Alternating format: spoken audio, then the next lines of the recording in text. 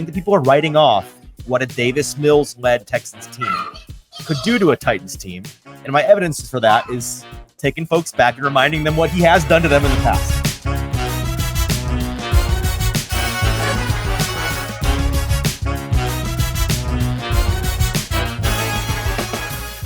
And welcome into the Hot Read Podcast. I'm your host, Easton Freeze, Director of Publishing Content here at BroadwaySportsMedia.com. We're also brought to you by the 440 Podcast Network. You can follow me on social media at Easton Freeze. This is the show for Friday, December the 15th, recording live here on a Thursday evening before Thursday Night Football, as we always are at BoomBozz Craft Pizza and Taphouse in Spring Hill. I'm joined, as always, by producer JT. You can follow on social media at JT_Runke. JT, it's good to be back here at BoomBozz. How are you, my friend? I'm great. And, BoomBozz tonight is bumping. A lot of people. It is. A lot of people probably out doing their holiday shopping and whatnot, and they decided to come down and come hang out at BoomBozz Craft Pizza and Taphouse, because Lord knows. I asked all of them. Yeah, the Lord knows they're not here for the Thursday Night Football tonight. Well, that is for they're sure. They're here for us. They're here for the food. They're here for the drinks. Maybe here for the televisions that aren't showing. I don't know what else is going on tonight, but the football game itself is probably low on the quarter. Got a little Easton Stick action versus who's the other quarterback? Probably Aiden O'Connell. I don't think we know yet. Raiders Chargers tonight. No Josh Jacobs. It's going to be a time. I tell you what, it's always funny. It feels like once a year, the past couple of years, Easton Stick has been in the conversation nationally because he's been in for a hurt Justin Herbert. And it is I'm somebody that, how many Eastons do you know? Like, I would imagine I'm probably the only one you know personally. Easton Corbin is a country singer. I don't know who that was. Exactly. There's Easton Stick, quarterback for the Chargers. Before I met you, I think the only Easton I knew was the absolute monster of a aluminum bat that I used to be swinging around. Or in, your hockey stick, perhaps. Yeah. Exactly. Yes, it's weird for me because I've always had a name where I'm not used to hearing, hey, Matthew, hey, Kevin, hey, John, out in public. I'm sure when you have a more common name, that's commonplace for you. But on the rare instance when I hear my name said not to me in public, it is a massive double take. And so all week long, every sports show I watch or listen to, I hear Easton Stick mentioned and I hear my name and it just weirds me out because I'm not used to that. Stephen A. Smith saying my name is not a thing that I hear ever, right? So that catches me off guard. Regardless, we are getting so sidetracked here at the top of the show. Thank you so much for joining us live, those of you that are already tuning in. A couple of things before we dive into all things Oilers Texans. A little shootout here in Nashville coming to us on Sunday afternoon. Should be a good one. We're going to be talking about whether or not the Texans are bringing a Davis Mills shaped knife to a gunfight in this one. Kind of disappointed personally that we're not getting a Stroud versus Levis showdown, but in terms of the Titans' odds to win the game, does not hurt. Davis Mills is in the rotation. We're going to talk about that. Although I do think, and one of the things we're going to discuss today primarily, I think that people are writing off what a Davis Mills-led Texans team could do to a Titans team. And my evidence for that is taking folks back and reminding them what he has done to them in the past. So we're gonna dive into all of that today. Before we do, as well as the news with JT and the Best Bet Gauntlet, of course, not the bury the lead, Best Bet Gauntlet, where we continue to make ourselves and you all money that are smart enough, wise enough to tail our money-making ventures here on the show. All of that and more. First, if you're watching live, do us a favor, head on over to Broadway Sports Media's YouTube page. Broadway Sports Media on YouTube. If you're watching on Facebook or Twitter, that's great and awesome. Leave those places. Go to YouTube. Find this live stream there. It's the best viewing experience for you. And it's where you'll be able to be a part of the conversation like our buddy Joseph, who's already in the comments, and Stoney, welcoming us, the Boom Boys, as he has dubbed us, back to his, I'm assuming, television in his home on this fine Thursday evening. Stoney, happy to have you with us. Happy to have all of you with us that are here. And we'd love to hear your thoughts, questions, comments on this game in the comment section of that YouTube video. And while you're there, the biggest favor you can do us is hit that subscribe button, the Broadway Sports Media YouTube page. If you could subscribe there, trying to get that number up as much as possible. It is free to you. It's very helpful to us. So thank you in advance for doing that. And if you wouldn't mind hitting like, hitting retweet, hitting follow if you're on social media, whatever you can do to help us share this show, get as many live eyeballs on it as possible, that would be very helpful as well. Okay, before we dive into everything, the last thing we have to do is give a proper shout out to our wonderful and amazing sponsor here, BoomBozz Craft Pizza and Taphouse. As we mentioned, the best viewing experience, in my opinion, of any sports bar in the Nashville area. They've got fantastic televisions, a fantastic selection of local and domestic options on tap for you to drink from, and a fantastic selection of food on their menu. We love everything about this place, and you will too. 3 locations in the Middle Tennessee area in Spring Hill, which is our home base here, as well as in East Nashville and Murfreesboro. Check them out. It's BoomBozz Craft Pizza and Taphouse. All right, all of that housekeeping out of the way. JT, let's dive into some. Let's start with some stats today on this game. We've got a couple of stats and info that are worth mentioning. Every week when we do this in our preview show, we are pulling some information from our own research, some information from the research that the Titans research department does very well. They send out to us, those of us in the media, to relay to you folks at home. And we were surprised earlier today that one stat that is the staple, it's the go-to statistic in this matchup, was not included on that sheet that was sent to us. Talking about Derrick Henry, who I don't know if you're familiar, he's got a little bit of a track record against this team. He tends to, what's the child appropriate way to say this? Tends to really mess up the Texans when he plays them. I think that's going to be an interesting conversation today. I guess you could. He owns the Texans historically. Whether he will or not in this game is an interesting conversation based on the fact that this is the first time he's played the Texans, where there's a bit of a split backfield situation. So will that matchup be split up between players? Will it be a vintage Derrick Henry game once again? Will it continue this trend of less Derrick, more Tajay? I don't know. We're gonna discuss that. But some stats that we were given and that I think are interesting enough to relate to you all at home. The Texans have allowed their opponents to be successful on 40% of plays this season, which is tied for 7th best in the NFL. The Titans, for their part, have been successful on 38% of plays they have run the season, tied for the 4th worst in the NFL. So that's a bit of a immovable object meets unstoppable force situation. Something has to give in that regard. Another one, the Texans have allowed 3.2 yards per carry when defending rushes up the middle to running backs this season, tied for the 2nd best in the NFL, which is along the lines of that discussion regarding Derrick Henry's performance in this one. The Titans, for their part, are averaging 3.5 yards per carry on rushes up the middle, tied for 4th worst in the NFL. A lot of that could be attributed to that little lull when they were missing Tierra Tart in the middle of the season and allowing anybody and everybody to have whatever they want between the tackles. One last statistic for you. The Titans have thrown for 20-plus yards on 15 of 116 total passing attempts since Week 11, which is 4th best in the NFL. The Texans have allowed 20-plus yards on 12% of attempts since Week 11, tied for 3rd worst in the NFL. That's the one that I find most interesting, and that is the one that is going to tie most directly into the conversation of how this Titans offense matches up with this Texans defense. Spoiler, I think it's a very good situation for the Titans. If how the Texans have run their defense so far this season is any indicator of how they're going to play on Sunday.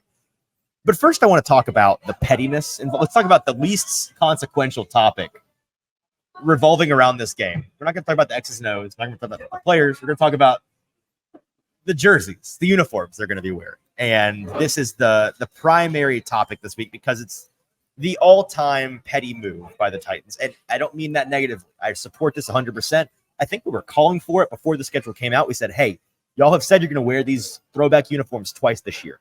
If one of them is not the Texans home game, I don't know what you're doing. And they were smart enough to do that. And so you're getting a little Titans wearing the uniform that the Texans fans have grown up knowing and loving and are salty still to this day over, I guess, them deciding not to pay for a new stadium, which is their own fault. But we don't have to dive into all of that.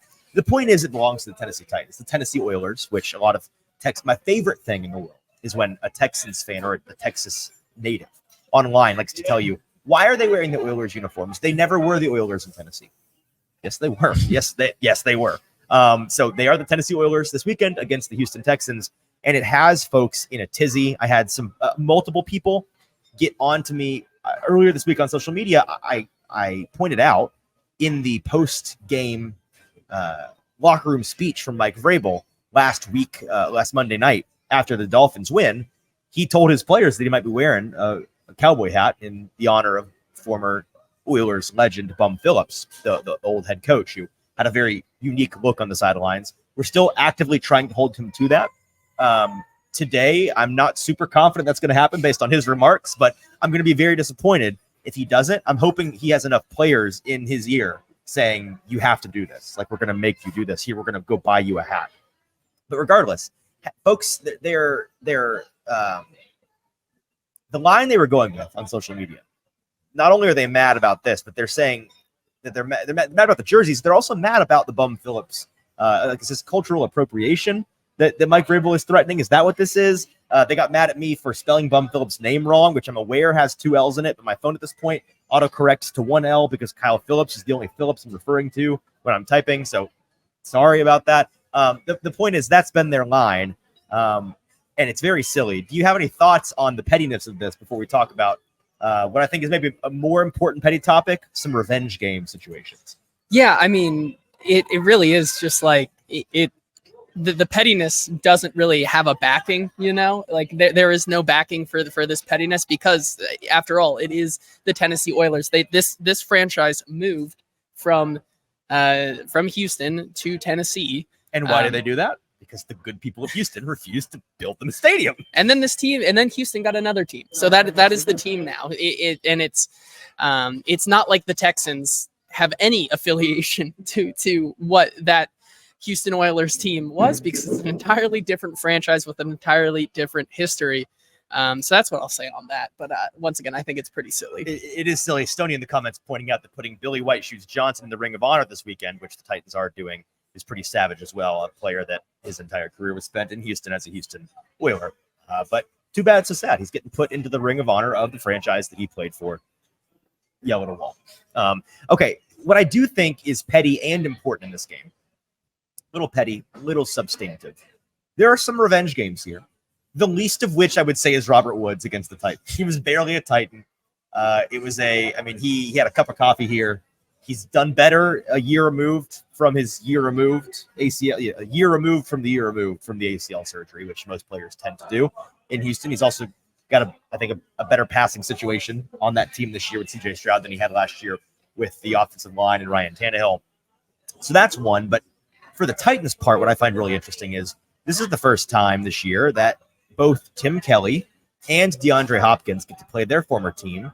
And they both have legitimate reasons, very different reasons, but legitimate reasons to have circled this game, I think, pretty early on in their calendar. We know the DeAndre Hopkins story, how Billy O'Brien was not a huge fan of DeAndre and shipped him off for a hill of beans.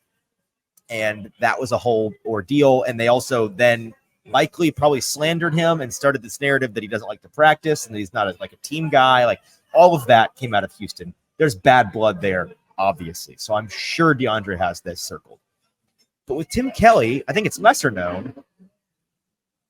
He was a guy that could have been interviewed for coaching positions, maybe head coaching positions, around the league when he was still coordinating for the Texans a couple of years ago. Most famously to Titans fans, Mike Vrabel tried to interview him for the open head offensive coordinator job when Arthur Smith left. And the Texans denied that interview. When you have the rights to a guy under contract, you don't have to let them go interview. The Texans did that to Tim Kelly. And whether or not Tim Kelly's upset about that, I don't know. But that certainly, I could see you being upset about that. And I could see him having this game circled as well. I think that both of them are going to come into this game with a little bit something extra motivation-wise in this matchup. Am I off base? Am I reaching on that? I think at least for DeAndre Hopkins, I think it means something. I'm confident it means something to DeAndre, yeah. This isn't the first time DeAndre Hopkins has played his former team, the team that drafted him, and he really has come up in the league with. The last time he played against the Houston Texans, he went 7 catches on 9 receptions for 53 yards and a touchdown. Okay. But I think it's more about the pomp and circumstance of it all this time, wearing those Houston Oilers jerseys, going up against this team, a Houston Texans team that has some ambitions that I don't think were very much there at the beginning of the season. And especially as coming off a big win like last week, I think it definitely means something for him. It also means, I think for Tim Kelly at least, it's a chance for him to get things going in the right direction against a divisional opponent. We've seen this year so far how this Tennessee Titans team has very much struggled against their divisional opponents. So if anything, outside of the Houston struggled Texans, is a kind of way of saying they haven't won one. Yes. Yeah. It'll be important for him to get going against a divisional opponent. Let's talk about that opponent and what I alluded to earlier. From a 10,000-foot view, schematically, how is this Titans offense going to match up against this Texans defense? If you caught a football show earlier today, I was listening to that on the way here, and they beat me to the chase on this one, and Zach actually did a better job than I did. He pulled up some of the PFF charting numbers and some of the statistics on this. I did not do that. So if you want the specifics, you know what? Great opportunity to advertise a show here on the 440 Network. Check out a football show after this one. But he talked about, rightly, how this Texans team, sneaky defensively, has been extremely zone heavy this year. It's not a bad thing. We know other team. I mean, the team that you think about, at least when I think about who's a really zone heavy team, there are certain guys in the NFL who come to mind before D'Amico Ryan's defensive unit. But this Texans unit this year has run zone in the 70s%. I think it was 74% of their defensive snaps, something in that area, have been zone looks. And that is very good news for the Tennessee Titans, whose receiving core at this point are kind of famous for not being good at separating. Like, that's clearly not their thing. The guy that you could point to and say he's kind of their only receiver, DeAndre Hopkins, happens to be the worst or one of the worst guys on the team at separating. And so that's not their jam. When they get a man-heavy team, they've struggled to produce in the passing game. But against zone, this receiving core has been dramatically more effective. Part of that is just having a wily vet like Hopkins, who his game is predicated on, I know how to exploit your defense when you're in zone. I can find that soft spot. I can sit down right here. I can look off a man and get him to step in the wrong direction, commit to the wrong part of the zone, and I'm going to get open, or I'm going to get my buddy open who's lined up next to me. He's on that. He's on it, and that's going to be something that you see a lot this weekend. But I think that's going to help a guy like Will Levis as well. Not make it easier for him. When I say help, I mean this is a good opportunity to work on reading zone coverage. I think in general it's probably easier for guys in the passing game when you know you've got a man on a man, a hat on a hat, and you just got to get to the open guy, as opposed to you've got to know which look they're in, you got to know which style of zone you're getting. Got to be able to predict which defenders are responsible for which areas and predict which of your guys based on the route tree are going to come open. That's mentally challenging. So I think to the layman, you can think about that and say, that makes my head spin a little bit. So that's good opportunity for him to exploit that. And it's a good opportunity for some of these receivers who, again, DeAndre is not the only guy that doesn't separate super well on this team. It's all of them. So it's an opportunity for some of these guys to get going in that regard. I'm curious to see, all of that being said, whether or not the Texans, they're not dumb, they realize this. Do they switch things up and go to a more man-heavy game plan against this Tennessee team? Or do they stick to their guns? I'm not sure if they have the talent required on the defensive side of the ball to do that. What are your thoughts on that look, the offense on defense? Yeah, I think the best way to put it, they do have some good guys on that secondary. Jalen Petrie has always been good for them. Derek Stingley in this year has shown flashes, but to be honest, why that zone works is because the sum is greater than the parts, I think, for this Texans secondary unit, and that's why they're able to work so well in zone. So if they do go away from that, I still think that the advantage still goes to DeAndre Hopkins, because I think he is more of a seasoned veteran and is more established and has the ability to still create separation if they do move over to that man coverage. But this secondary unit is better when they work together. So I think it's hard for me to see them moving away from so much zone that they've already used against plenty of teams that have more weapons than just DeAndre Hopkins. I think you probably will see once again, unfortunately, this Tim Kelly offense use Treylon Burks again as kind of a distraction, as to make space for others. While I would love to see him actually get involved in this passing game, right. It can't be understated that he has provided opportunities for his fellow teammates when he's been doing that. So I expect to see that some more. And then sneakily, I think NWI could have another good day, funny enough, against this Texans team. So it'll be interesting to see. Got a lot of different thoughts here and a lot of different directions we can take this. So I'm sorry if it's kind of herky-jerky. Let's talk about Davis Mills real quick. This is another big one that I find interesting. A lot of folks are writing off this Texans team or chalking it up to a win because of the fact that you're getting Davis Mills, not CJ Stroud. And certainly that's a big deal. There's a reason why. We'll get to it later in the Best Bet Gauntlet. We've told you to take the Titans under the 3 if you're betting them, because they were sitting there at 1.5, 2.5. They've moved to 3 after today. You saw CJ Stroud is not practicing again, which means he's unlikely to play this weekend. Very unlikely. And because of all of that, for good reason, in general, they're thinking this is going to be a much easier task for the Titans defense and for the Titans team as a whole. That's fair. What isn't fair is to write off Davis Mills as an Easton Stick situation. Not to denigrate my namesake. I'm very sorry, Mr. Stick, fellow Easton, but it's different. Davis Mills has played this team 3 times before.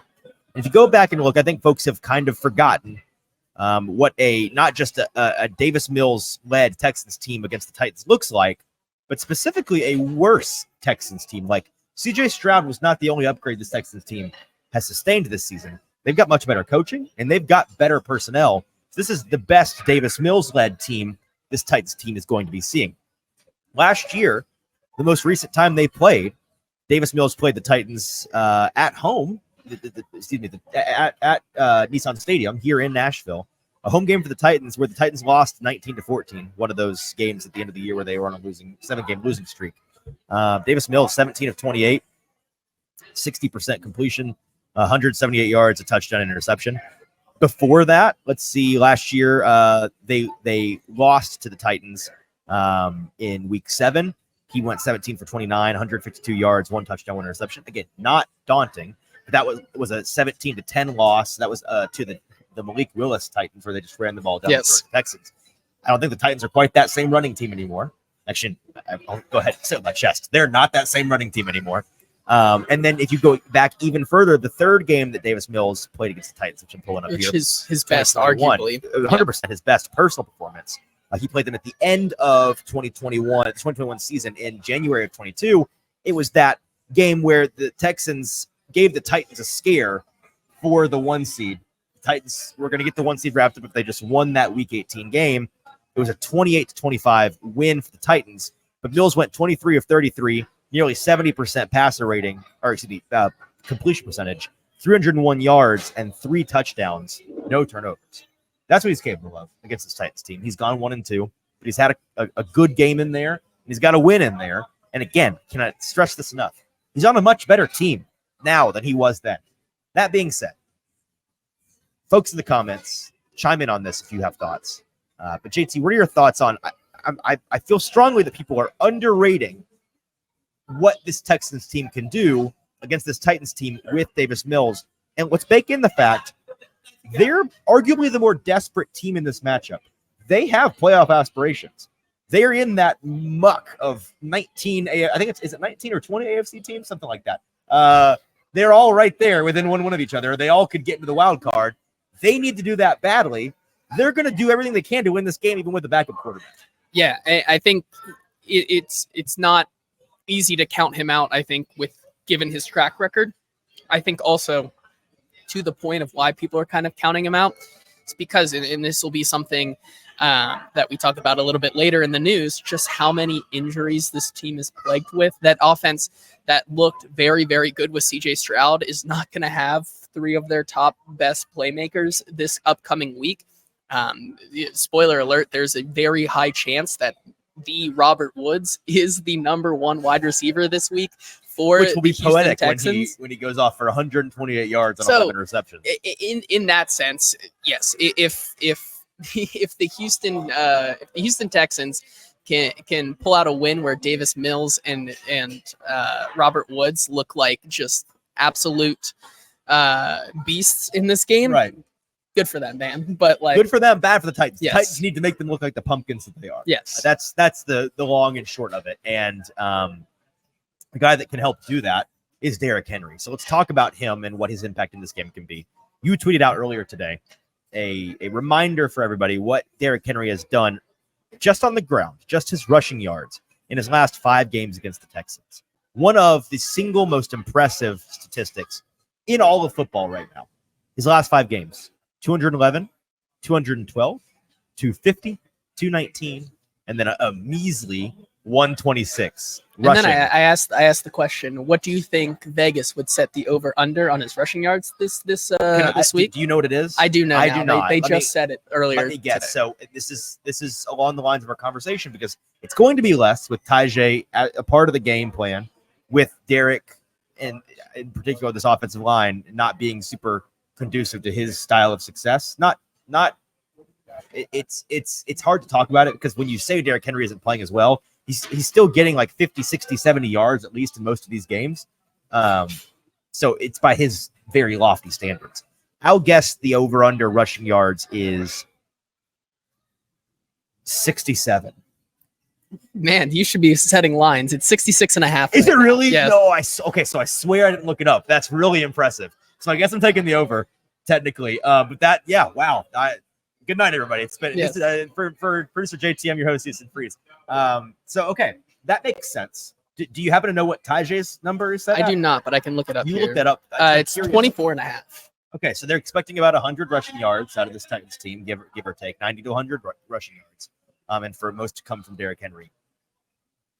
Again, this is not the same offensive line that the Titans have had in the past in the run game, and it's certainly not the same defensive line, run defense that this Texans team has had in the past. They're not the walkover that those 4 games in a row where Derrick Henry for 2 straight years rushed for north of 200 yards against that team, week in and week out. That defensive line is gone. That's not a thing anymore. Now, injuries are a factor for this defensive line for the Texans, so maybe that changes things. What are you expecting from Henry and Spears this weekend? Do you think it looks like what we saw on Monday night, where you've got a heavy Spears game plan? And of course, we know this is all dictated by game script, right? You're going to get more Spears if they're down. You're going to get more Henry if they're up, I think. What do you anticipate happening with those two? Well, like we said earlier, I think the 3 stats we kind of laid out at the beginning of the show are kind of 3 important keys to the game. They love this season to really try to get Henry rushing up the middle. Don't allow him to get to the outside very often. And this is a Texans team that is the second best at defending the run when you are trying to rush it up the middle. So obviously, I think with some of the injuries that this Texans front 7 is going to have, as well with this offensive line for the Titans just playing objectively better at home, it's going to be important that Derrick Henry at least makes an impact in some way. But I do also expect Tajay Spears to continue to, like we said on our show earlier this week, continue to get his carries as Tim Kelly finds the sweet spot of using both Tajay Spears and Derrick Henry. I agree. Stoney in the comments asking if Easton is chugging a pint of straight vodka. No.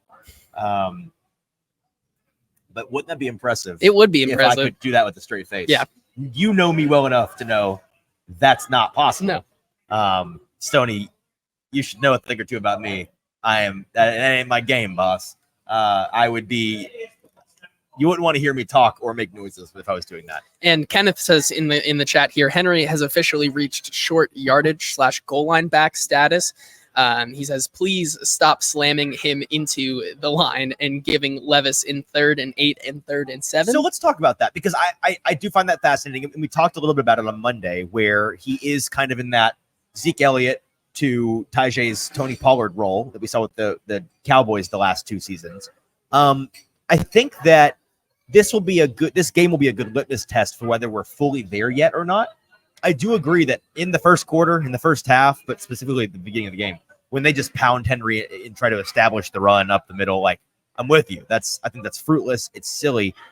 I do think that he can still be. I don't think he is like Zeke, who truly had just didn't have the juice anymore at the end of his Cowboys run. It's not like that with Henry. I think that, yes, he's going to continue to be best used on the goal line, sure, and short yardage, sure. But I think if you utilize him wisely in a game, assuming it's going to plan and you're not getting blown out or killing a team, when you get to that second half, in particularly that fourth quarter, if you've used Henry enough here and there in those goal line spots, in those short yardage spots, in certain looks, maybe two running back looks, and you've worn down a defense like the Titans, built their success on in the recent past, throwing him against the line for 3 quarters and then just having him eat in the fourth quarter when the defense is just tired of a dump truck running them over every play. I think he can still be utilized effectively in that way. It just requires being patient with his usage and rolling out the red carpet for him in that fourth quarter. Again, if you can afford to, in terms of the score on the scoreboard. Yeah, I agree with you totally there.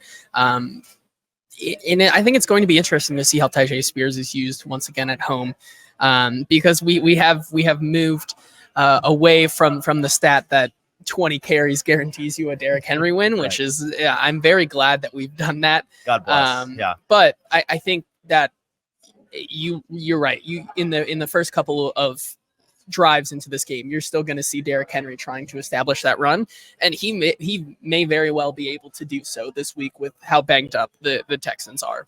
Willie G in the comments saying, I thought we moved Henry to wide receiver. Yeah, I mean, based on what we saw on Monday night, yeah, apparently he's a wideout now. We'll see if that continues. All right, that's about all I have in terms of breaking down the matchup. There's some more things we could dive into, but nothing that I think really warrants our precious listeners' time. Let's talk about some news. We've got some more statistics and some news items, including the injury report. So without further ado, here's producer JT with the news. Yeah, let's talk about the injury report here, and we're going to start with the Titans side. A couple of guys who were limited in practice today. Anthony Kendall with a knee. Kayvon Wallace was actually full. Derrick Henry limited, as well as Aaron Brewer and Danico Autry both popped up as limited, so that was good for them to be out there today. A couple of guys who did not practice today: Jack Gibbons, who is now listed 2 DMPs, along with a back injury. Right, okay. Another one, Kyle Phillips, also not practicing yet this week with a hamstring. Ooh. Interesting one there. Kevin Rader with an illness. Tier Tart just with rest and a personal, and then Jeffrey Simmons, Josh Wiley, and Daniel Brunskill, all DMPs or very limited in their participation in practice so far. Easton, give me your 1,000-foot view on the injury situation right now with this team and who you are hopeful still finds their way onto the field. So a number of these are expected, right? We know that Simmons and Wiley are out. With Tart, I find it curious because this is the second week now where he's missed some practices. This week, it's been every practice, non-injury related, personal reasons. Not sure. That could be something, could be nothing. I don't know. I'm not going to speculate, but I do find it curious. The most concerning guy on here, shockingly, is Jack Gibbons to me. That's not because Jack Gibbons is an incredible weapon for this defense. That's not what I'm saying. But it does mean that if you don't have him out there alongside Azeez Al-Shaair, you're either getting a lot more of I'm blanking on his name. They just re-signed him. The UDFA. TK McClendon? No. He was a big, look this up for me because I'm totally blanking on his name. He was like this year's Dr. Gibby for Vrabel, who really liked him in the preseason, and I just cannot remember who. Caleb Murphy? No. Or Otis Reese. Otis Reese. Yes. That's who I'm thinking of. That was great radio. Yeah. Sorry. Thanks for bearing with me there, folks.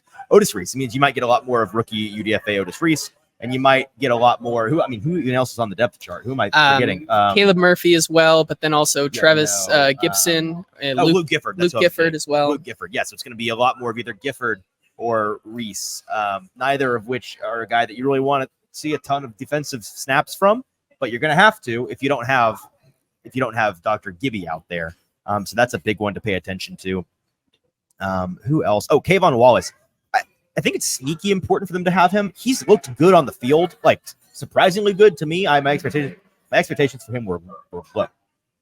But he's been a contributor when he's played the past 2 weeks, and I think that they could really use him on the back end in general. So those are the two that most stick out to me. Kyle Phillips, man, I don't know. What is there to say? Just the injury thing. If he turns out to be a player that is really good in theory, and I continue to say he's good when he's healthy, and he just is never healthy, and he just can never stay healthy. That sucks, and there's nothing I can do about it. But it appears he's continuing to deal with issues. Maybe he'll play and prove me wrong, but at this point I'm just sad. Yes. Let's talk about the Texans injuries. Yeah, and then we can move on to the Texans, and this is the biggest one right here. I'm going to list for you the players that have gone 2 straight days now without practicing. That's a lot of them. Will Anderson, Blake Cashman, Nico Collins, George Fant, C.J. Stroud, Travier Thomas, and Laramie Tunsil actually was upgraded to a full participation, but the guys before him have not practiced. So the big one there on the defensive side of the ball, Will Anderson, right? Having him not out there would With be an ankle huge. Injury. High ankle injury, ankle sprain. It would be huge for the Titans this week in that offensive line. And then on the other side of the ball, Nico Collins with that calf that came out of that game, and a lot of sources were fearing the worst for his injury. Has not practiced yet, and then C.J. Stroud continues to be in concussion protocol. So yeah, you could be looking at a defense for the Texans without Will Anderson, and then a Texans offense where, like we said, Noah Brown and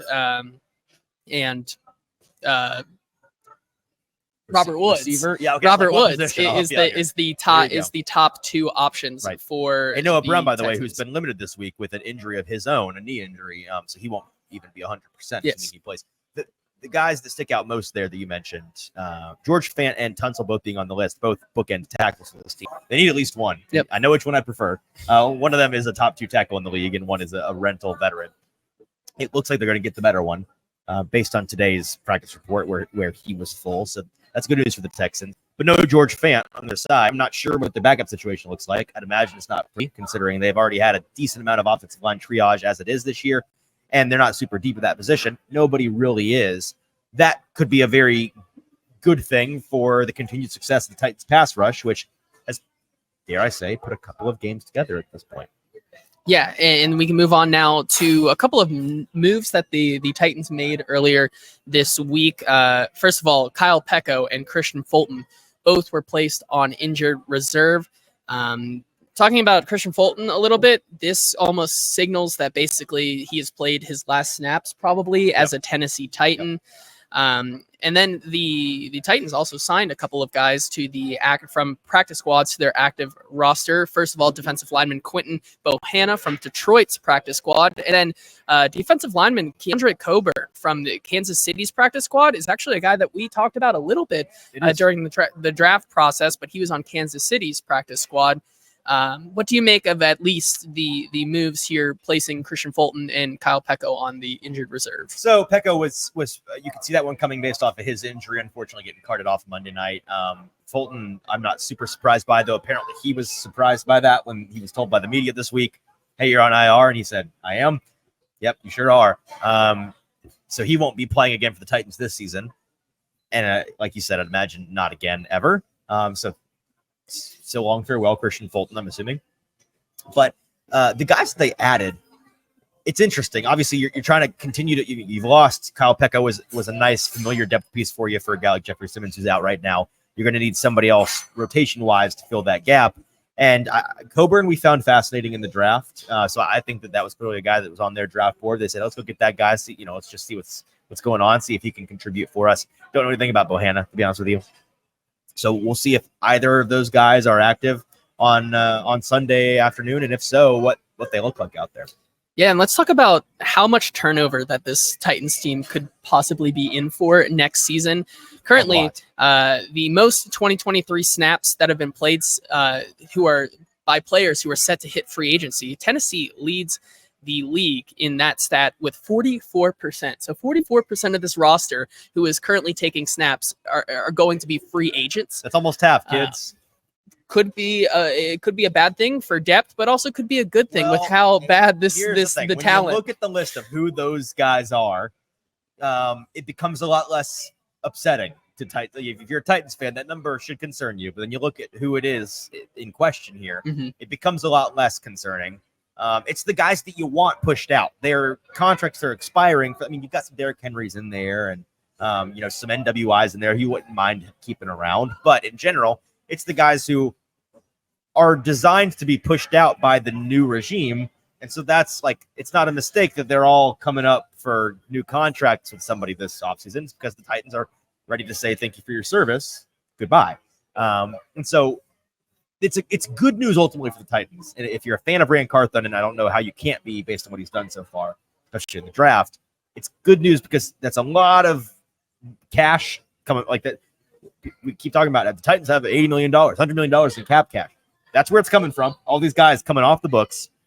And so he's going to get to put those dollars towards guys that are his guys. He's going to get to put draft picks of his into the position to play in the role that those guys were playing. And so that's very good news for a team that is turning the page, that is going to be young and new and fresh and trying to build around a young rookie quarterback.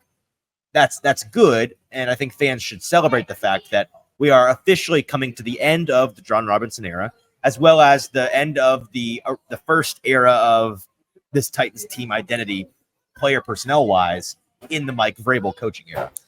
Yeah, and then finally, let's talk about a rooting guide for the Titans this week. And it's complicated. Boys and girls, if you're interested in this, get out your pens and paper right now. So you can figure out who to put in your pick'em pools and whatnot this week. But let's talk about draft. If you're doing position. pick'em based on who you need to win, I don't know if you're going to win your league. Exactly, but at least if you're rooting for the Titans to have a better draft position this week, you want all the underdogs to win this week, essentially. So Las Vegas tonight, the Jets, Giants, Chicago, and the Commanders to all take care of business would help the Titans in their draft position battle this season. And then, God forbid, if you are still holding out hope for the Tennessee Titans to make the playoffs. They're not dead, JT. Who I believe are at a 1% chance right now. It's either 1 or less than 1. They would need Minnesota to beat Cincinnati. Minnesota. Pittsburgh to beat the Indianapolis Colts. Detroit to beat Denver. Dallas to beat Buffalo, Chicago to beat Cleveland, and Baltimore to beat Jacksonville. And it's funny, I saw this is all based off of a tweet from our buddy Justin Graver. You can go if you want this, right? And go to Justin Graver's social media accounts, I guess. But I saw this from him. I trust this is real. But then I was like, I wonder what all of those things, like if everything went perfectly for the Titans playoff position based on this chart, how does it improve their numbers? So I went to the New York Times playoff machine. And currently, as constituted, the Titans are a less than 1% chance to get in. If they win this weekend, they become a full 1% chance. You get that less than taken away. And then if all of those things happen, some of the simulations I ran, it bumped them to 2%. Ooh, 2%. That's double. Listen, that's doubling your chances. Yes. That is doubling. And in some, it just didn't change it. So I also went through just for reference. And if the Titans, regardless of any other outcome, so the Titans go 4-0 down the stretch. They beat the Texans twice, the Jaguars at home, and the Seahawks at home. Do they have a significantly better chance of getting the playoffs? Yes, it's significantly better, but is it good? No, it's 15% if they win out. So they need to win out, and a lot of things bunch of things happen to go their way, a bunch of teams in front of them to really fall apart. So again, don't hold your breath. Please don't do that to yourself. But they are technically not dead. Yes. And that's going to do it for our news section. All right, today. that's producer JT with that news, and that leaves us with just one segment to get to, the Best Bet Gauntlet, my favorite segment of the week. It's where JT and I go through and pick draft style, our 5 favorite sides for this week's NFL slate. We are approaching week 15, and JT and I both went 3-2 last week. A tie means I still have the T box here because he beat me 2 weeks ago. And so I'm going to kick us off with my first pick of the Week 15 Best Bet Gauntlet. Oh, by the way, I'm very sorry. Our updated records on the year. JT maintains a 2-game lead on me. 2.5, I think. Yeah, 2.5 game lead, actually. I am 44-34-2 on the year. Very successful.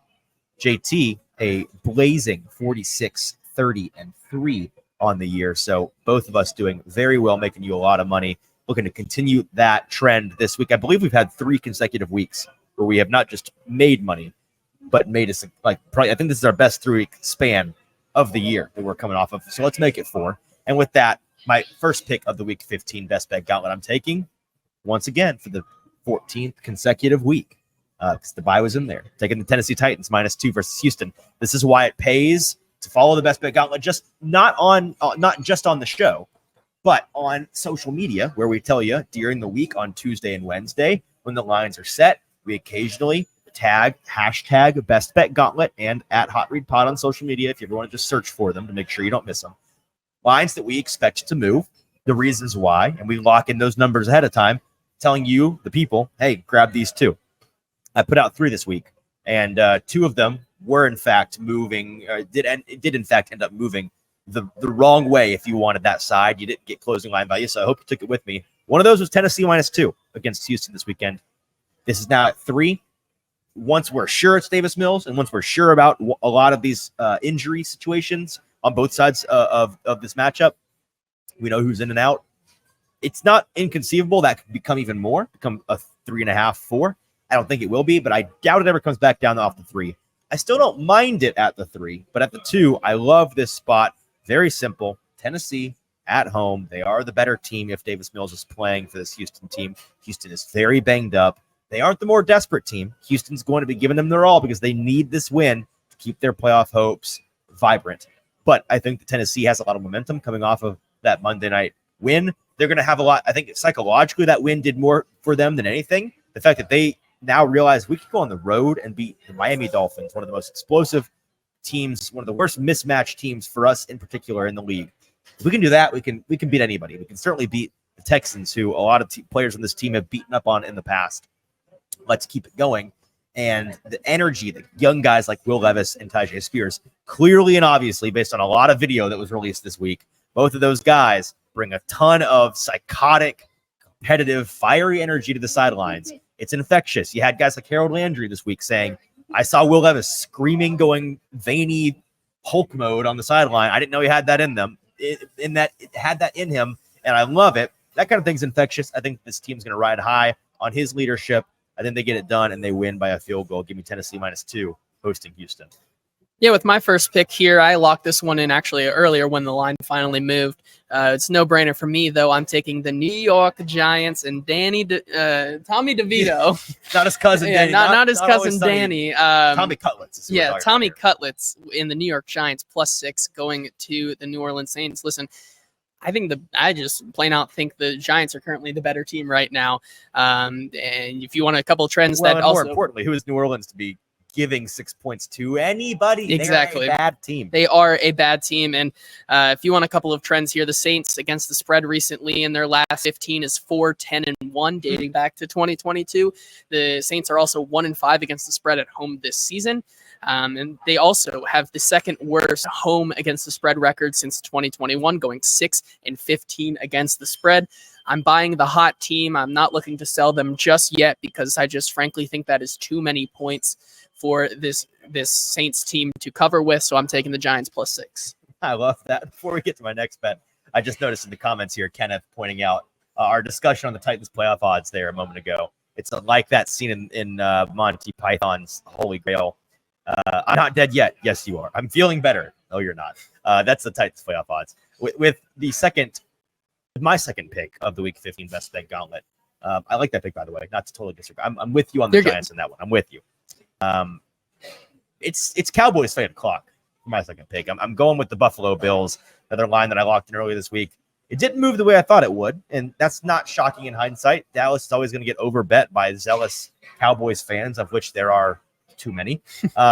And so that number's kind of stayed right there, but I don't mind. It's great. So if you didn't get it earlier, you can get the same number now. It's Buffalo -2 at home hosting the Cowboys. I have all year long not just preached, but also made money off of the idea that this Cowboys team beats bad teams. And a funny, mostly joke, but also kind of wink, wink, like maybe thing that was going around this week was maybe the Cowboys still haven't beaten a good team. They beat up on the Eagles last week. They beat up on they barely beat the Seahawks a couple weeks ago. Those are the two most recent games. And they, I believe, still don't have a winning record against teams that have a winning record that they've played this year. And so I just am going with the more desperate team that I also think in this case happens to be the better team. I think Buffalo they're both good teams, don't get me wrong. They're both contending teams. I think Buffalo is better than they are. I think that defense is continuing to settle down after they've got their backups in there for a couple weeks. They're starting to find their roles and settle in. I think that Josh Allen is the better quarterback, although you've got a match of two, in my opinion, two front runners for the MVP this year. And And so I think that it's going to be a tight one that Buffalo ends up winning. I'm just giving them the home field advantage. You're playing outdoors in December in Buffalo, New York. Dallas is not quite used to that. I think that Buffalo gets the edge here. They're more desperate. They need this win because they need everyone at this point.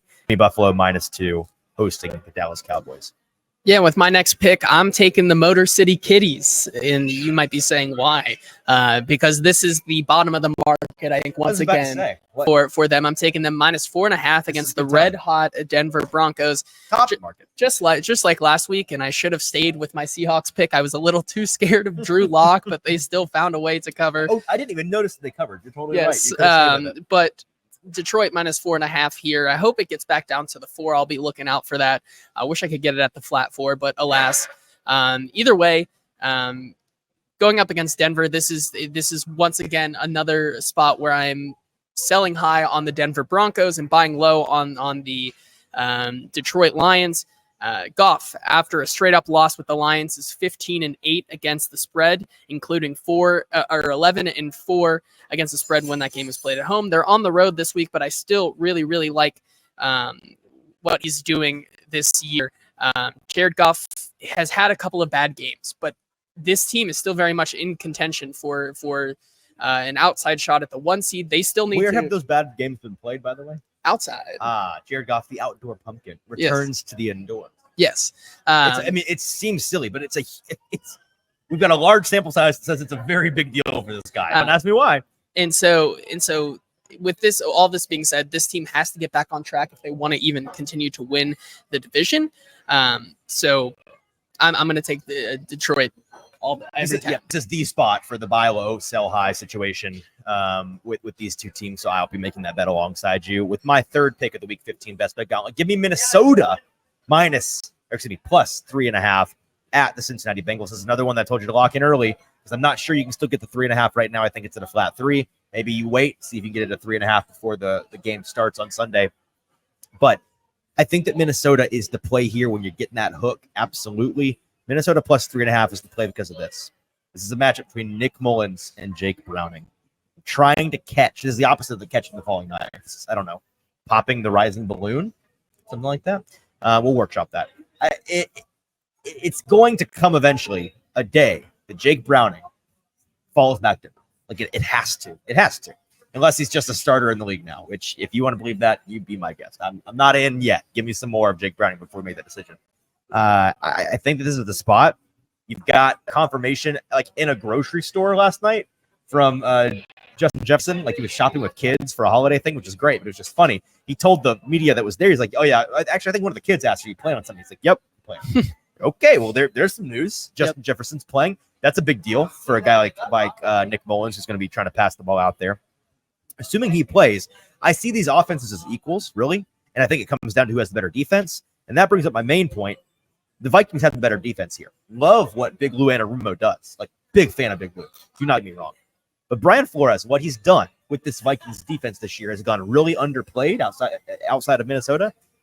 He's been a maniac, and I think the performance that he's put up with a pretty mediocre cast of characters for the Vikings defense, he's done a really, really nice job. They're playing above their weight.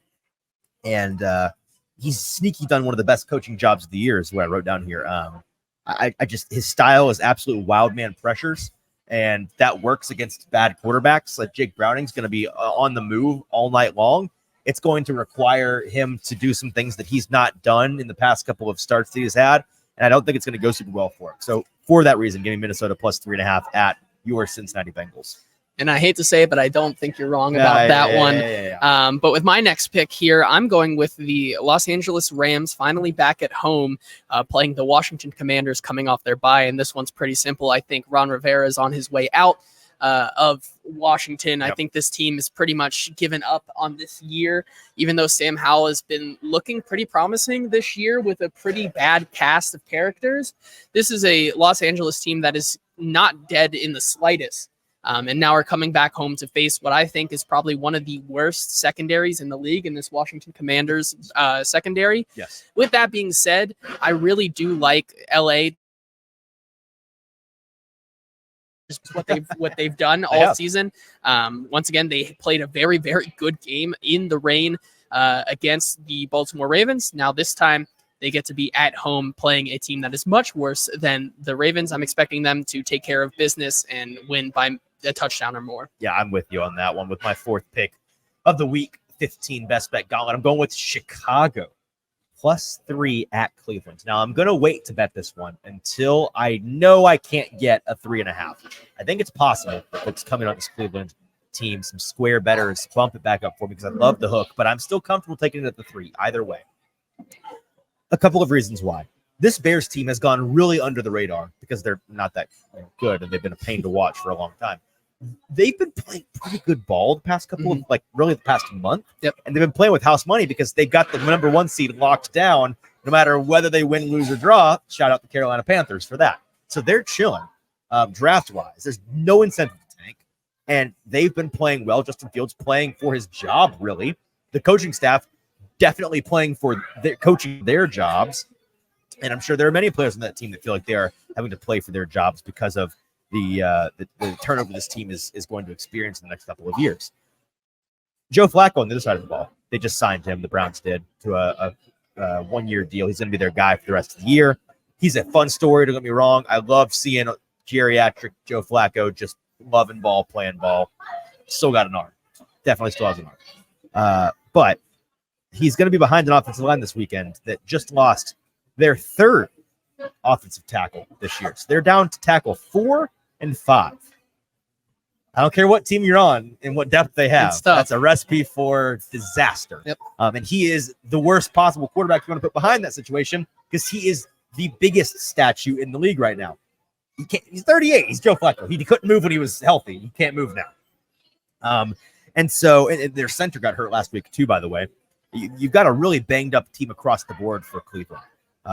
Jerome Ford, running back, he's banged up. Safety Grant Delpit moved to IR this week. You got a couple of starting defensive linemen and a depth defensive lineman, both hurt and questionable this weekend. The Bears, for their part, essentially completely healthy and mobile quarterbacks. One last note on Justin Fields. We know this Browns defense has been vicious, and it's going to be easily the toughest challenge that this Bears offense has faced in their kind of resurgence here at the end of the year.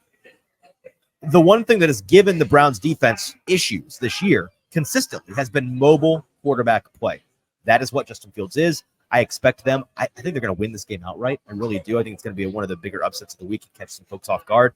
But I certainly like the cover situation here. Give me Chicago +3 at Cleveland. I think it's interesting that you're going against the elite quarterback in this matchup, but I'll give that one to you because I also like it. Team sport, man. Yes, with my next pick, I am going with Indianapolis -1.5 at home against Pittsburgh. And you might be thinking back to last week, and you said, "Wait, JT, you just said that this team was frauds not too long ago." Yes, this is the fraud bowl. I think this is the fraud bowl. This is the fraud off. And if I just have to pick a team straight up, I'm going with Gardner Minshew over Mitchell Trubisky, who looked god awful. They go on the road once again to Indianapolis, which I think want to ride the Mitch train. I just can't. You said this was gross, and you were saying I might bet against you, and I was like, and then I thought about it for a second. Then I thought about it and realized I'm not hopping on the Mitch train. This is definitely the square side of it this week, but I'm going to take it because I've done it all season. There have been a couple square sides that I just frankly have liked. This is certified JT sharps are dumb play. Yes, this is the sharps are dumb play of the week. I can't do it, man. I can't bet with Mitchell Trubisky. Another interesting note: when Minshew's opponent scores more than 20 points, he is 2-17 straight up after losing to the Bengals last week. This is a Steelers team that averages 16.2 points a game. I think this check that box. That checks the box. This favors me in this matchup, and this Indianapolis Colts team is truly playing for something. For my money's right now. For the head coach of the year candidate in Shane Steichen. So give me the Colts just to win this one outright. I dig it. I think I'm with you on that after I gave it some thought. I'll probably just not be betting it personally. That's fair. But for the sake of the gauntlet, I'll sprinkle a little on Indy and be rooting for you. With my 5th and final pick of the week 15 best bet gauntlet, give me the grossest. Folks, don't lose consciousness. Don't cut yourself with a knife if you're chopping up food right now for dinner. Careful when I say this, okay? Is everybody ready? Go with New England, +7.5 at home against Kansas City. The reason I'm picking this is because this time of year, professional bettors clean up on making the picks that nobody wants to touch. And there is not a side on this slate, for my money, that is less attractive to a surface level evaluation of the matchup than New England versus Kansas City. Think about what we've heard this week. The Kansas City, the way that they lost to the Bills last weekend, crying Mahomes, angry Mahomes, that team having to deal with that drama this week. They have every motivation in the world to come out and just waylay a bad team, just take out their frustrations on them. For the Patriots' part, these reports from Tom Curran that it's been decided for like months now that Belichick's out after this year. So what is he actually playing for? What's he actually coaching for? This team's still going through real quarterback issues with Bailey Zappi and Mac Jones. It's gross. There feels like there's no reason to bet this game. That's why I'm going to bet this game, because that's what you have to do this time of year to make the money. I know that there's a couple of, it's been a while since I mentioned the syndicates. There's 2 syndicates that I know of, big money syndicates this week that have very significant exposure on this New England side. I'm going to add myself to that list. We know historically, Kansas City, Mahomes, very good at covering when he's under that 3-point number as a favorite. When he's over a 3-point favorite, he's very bad. When he's over a touchdown favorite, even worse. And that's the case here. I also am going to wait to bet this one because it wouldn't shock me at all if the public sees this as the most obvious pick of the week. They bump that number up and up and up to 8, 8.5, 9, 9.5. Make my day, make it a 10. I dare you to make it a 10. They're not going to, but I'm begging the people to come in heavy on this one.